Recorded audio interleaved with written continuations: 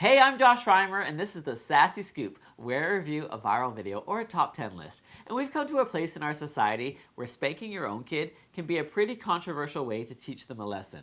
But what about if you're a pastor and you see a kid that isn't yours goofing around and not taking God seriously? What do you do then? Well, according to the guy that I'm about to show you in a video that's going viral on the web, you simply punch that kid in the chest as hard as you can, and that should do the trick. Have a look. He was a nice kid, but he was one of those kids that was always he's a real smart aleck.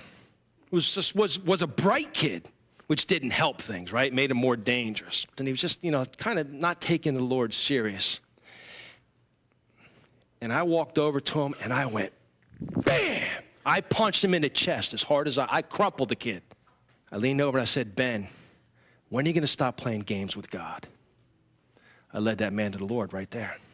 Oh, definitely. Yeah, if a kid isn't believing in God the way you want him to, all you have to do is exert brute force and knock the belief of God right into him. That's the Christian thing to do. This pastor is American, but he says he was in Canada at the time that he punched this kid. Can you imagine?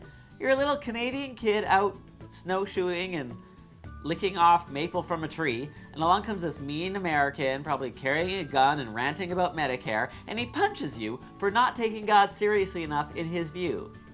Okay, that description might be a little bit exaggerated in the first part, but sadly, the second part isn't.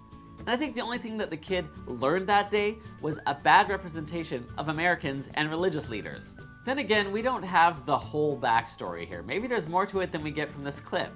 Maybe he could have... Yeah, he pretty clearly says that he punched a kid as hard as he could and figures that led him to the Lord. So I don't know. Maybe beforehand he said, here's an example of what never to do, or wouldn't it be terrible if the following story were actually true? I mean, I don't know. Who am I to judge?